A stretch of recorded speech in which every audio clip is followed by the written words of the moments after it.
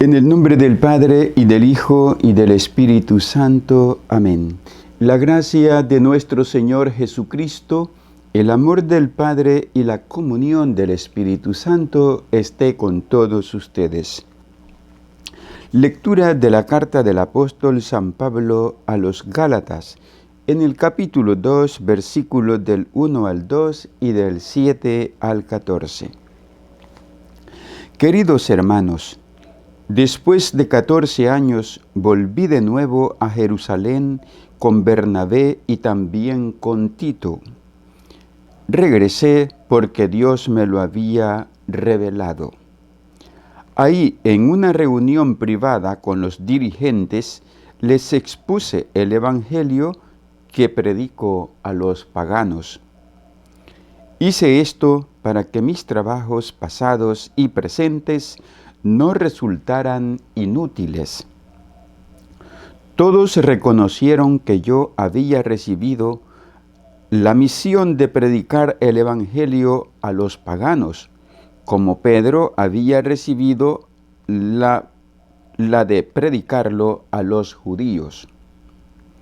Porque aquel que le dio poder a Pedro para ejercer el apostolado entre los judíos, me lo dio a mí para ejercerlo entre los paganos. Así pues, Santiago, Pedro y Juan, que eran considerados como las columnas de la iglesia, reconocieron la gracia que Dios me había dado y nos dieron la mano a Bernabé y a mí en señal de perfecta unión y para expresar su acuerdo de que nosotros nos dirigiéramos a los paganos y ellos a los judíos. Lo único que nos pidieron fue que nos preocupáramos por los pobres, cosa que he procurado cumplir con solicitud. Más tarde, cuando Pedro fue a Antioquía, yo me le enfrenté porque era digno de reprensión. En efecto, antes de que llegaran algunos judíos enviados por Santiago, Pedro solía comer con los paganos convertidos, pero después empezó a apartarse de ellos por temor, y los judíos recién llegados. Los demás judíos convertidos imitaron su ejemplo, tanto que hasta el mismo Bernabé se dejó arrastrar por aquella conducta contradictoria.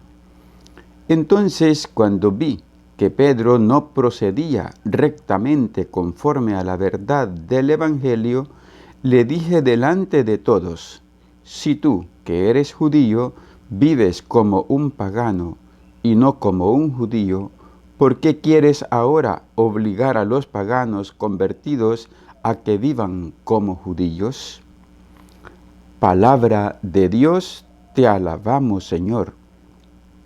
Salmo 116. Bendito sea el Señor. Bendito sea el Señor. Que alaben al Señor todas las naciones, que lo aclamen todos los pueblos. Bendito sea el Señor. Porque grande es su amor hacia nosotros, y su fidelidad dura por siempre. Bendito sea el Señor. Aleluya, aleluya. Hemos recibido un espíritu de hijos que nos hace exclamar: Padre. Aleluya. El Señor está con ustedes. Lectura del Santo Evangelio según San Lucas. Gloria y honor a ti, Señor Jesús. En el capítulo 11, versículos del 1 al 4. Un día Jesús estaba orando, y cuando terminó, uno de sus discípulos le dijo: Señor, enséñanos a orar, como Juan enseñó a sus discípulos. Entonces Jesús les dijo: cuando oren, digan: Padre, santificado sea tu nombre, venga tu reino, danos hoy nuestro pan de cada día, y perdona nuestras ofensas, puesto que también nosotros perdonamos a todo aquel que nos ofende, y no nos dejes caer en tentación. Palabra del Señor, gloria y honor a ti, Señor Jesús. Por la proclamación de este santo evangelio sean borrados nuestros pecados. Queridos hermanos y hermanas, que la paz de Jesucristo esté siempre reinando en tu corazón, en la vida de tu familia. Que la gracia del Señor te siga animando a perseverar en el camino que te lleva a la salvación, a la vida eterna. Damos gracias nuevamente por esta bendita palabra que el buen sembrador está poniendo en la tierra bien dispuesta de nuestro corazón. En el Evangelio de San Lucas nos encontramos con esta pregunta, con esta petición más bien dicho, que los discípulos le hacen a Jesús: enséñanos a orar. Es porque ellos han visto constantemente a Jesús en la oración. Es porque han visto a Jesús siempre dirigirse al Padre con una confianza y amor increíble. Han visto la unidad que hay entre el Padre, el Hijo y el Espíritu Santo. Ya se ha manifestado en otras ocasiones, como en el bautismo del Jordán. Es la Trinidad Santa la que se manifiesta en una unidad indivisible. Y es por eso que ellos sienten la necesidad de orar como Él ora. Y es que, hermanos, el camino que nos lleva a Dios no tanto se predica, sino se testimonia. Cuando los padres de familia saben orar, también los hijos van a aprender ese camino de oración. Cuando los padres de familia saben dirigirse a la Eucaristía, también los hijos van a sentir amor a este gran sacramento. Esto es muy importante y yo creo que nadie tiene que decir: lo que pude haber hecho ya no lo puedo hacer hoy. Siempre Dios nos está dando grandes oportunidades para acercarnos a Jesús y para acercar a otros. Y no hay mejor medio que hacerlo por medio de la oración. Oremos, oremos y oremos. Y hoy con el Padre Nuestro, oración máxima, la oración de la Iglesia, porque es la que sale del corazón y de los labios de Jesús. Es la oración que condensa o que resume todo lo que podemos pedirle a nuestro Dios. Ahí están todas las súplicas, todas las peticiones resumidas en una oración tan pequeña que debemos de rezarla, pues siendo tan pequeña es la oración más grande que nosotros debemos de abrazar en nuestro corazón y rezarla cuantas veces sea posible en el día, en la noche y en todo momento. También nos encontramos con la carta del apóstol San Pablo a los Gálatas. Aquí se nos cuenta la experiencia del apóstol Pablo y también la experiencia de los demás apóstoles, como es el caso del apóstol Pedro. Nos cuenta que Santiago, Pedro y Juan, que eran considerados como las columnas de la iglesia, y es que esto es muy importante saberlo. Esta iglesia está construida en la roca que es Cristo y en las columnas que son los 12 apóstoles. el apóstol lo apunta, lo señala, lo recalca, columnas de la iglesia. Estas columnas de la iglesia son la unidad que Dios ha querido en su iglesia comprada con el precio de su sangre. Dice el apóstol que hay una manifestación con ellos de una gran unidad. Hay una unidad que él la apunta en esta carta. Y es que donde no hay unidad, no está Dios. Donde hay unidad, ahí está el Señor. Lo único que nos pidieron, dice, fue que nos preocupáramos por los pobres, cosa que he procurado cumplir con solicitud. Vean ustedes cómo la iglesia, nuestra madre iglesia que somos todos, siempre se ha preocupado por los pobres. La iglesia tiene muchas obras a favor de los pobres. Cáritas, por ejemplo, cuántos dispensarios médicos, escuelas parroquiales, cuántos asilos de adultos mayores donde se les dan los 3 tiempos, y no solamente eso, sino mucho amor a aquellos que han sido excluidos de una familia o de la sociedad prepotente y avarienta en que vivimos. La iglesia siempre ha tomado como prioridad asistir a los pobres, y por eso duele tanto que el régimen de Daniel Ortega en Nicaragua haya expulsado a las misioneras de la caridad o de Calcuta, cuando ellas solo estaban haciendo la obra que Dios pide en el Evangelio, amar a los pobres, y en Madre Teresa a los pobres de los más pobres. Esto es rechazar a Dios mismo. Pero aunque digan muchos que la mala hierba nunca muere, siempre la mala hierba tiene su fin.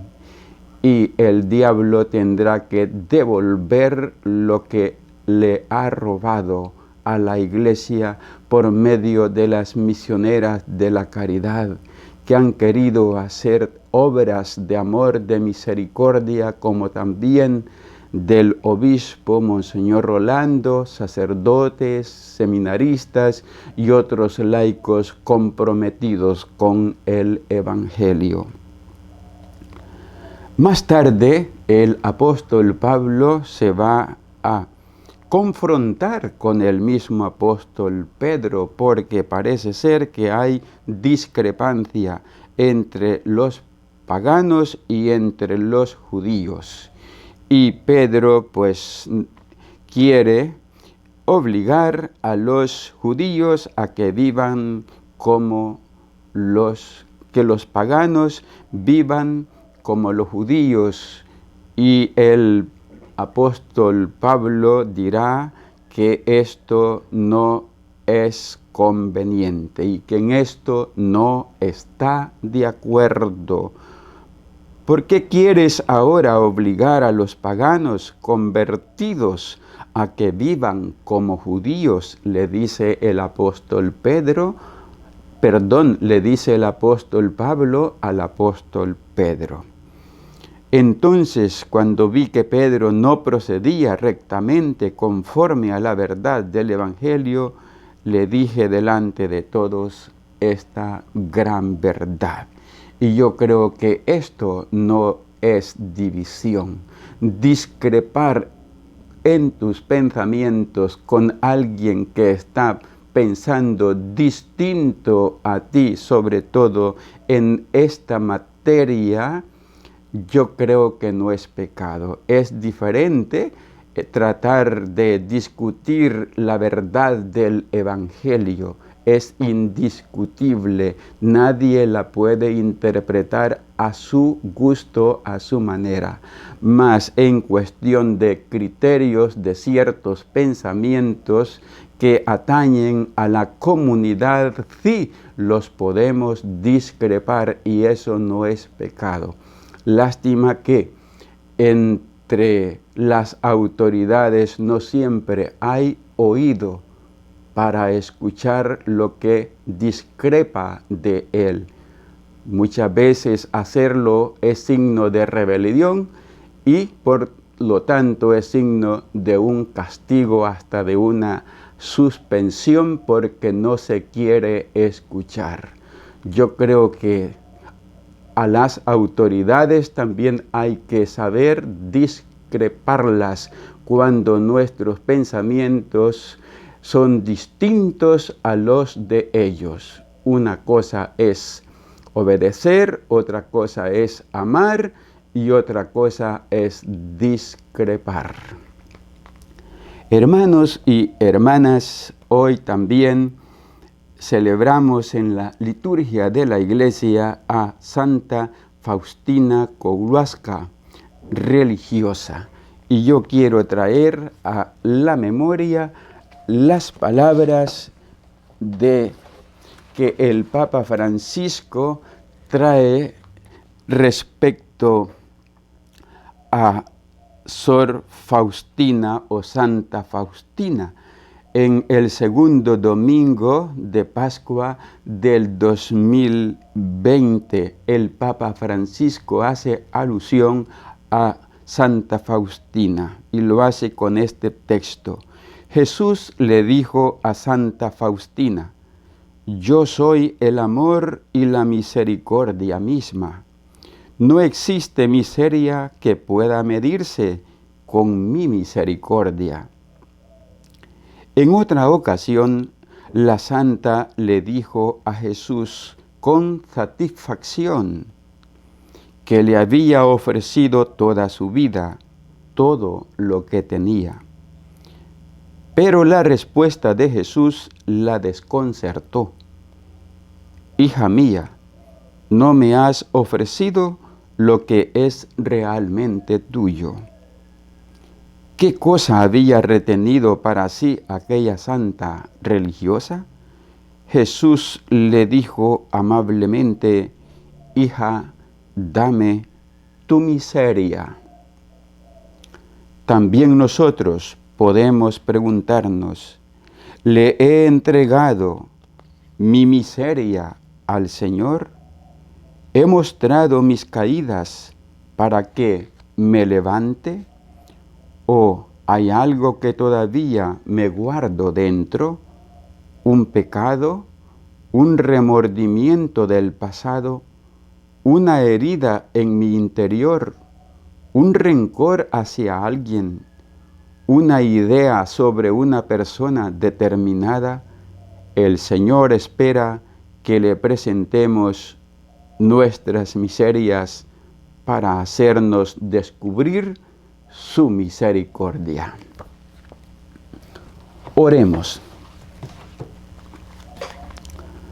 Señor Dios, cuya providencia no se equivoca en sus designios, te rogamos humildemente que aparte de nosotros todo lo que pueda causarnos algún daño y nos concedas lo que pueda hacernos de provecho. Por nuestro Señor Jesucristo, tu Hijo, que contigo vive y reina en la unidad del Espíritu Santo, y eres Dios por los siglos de los siglos.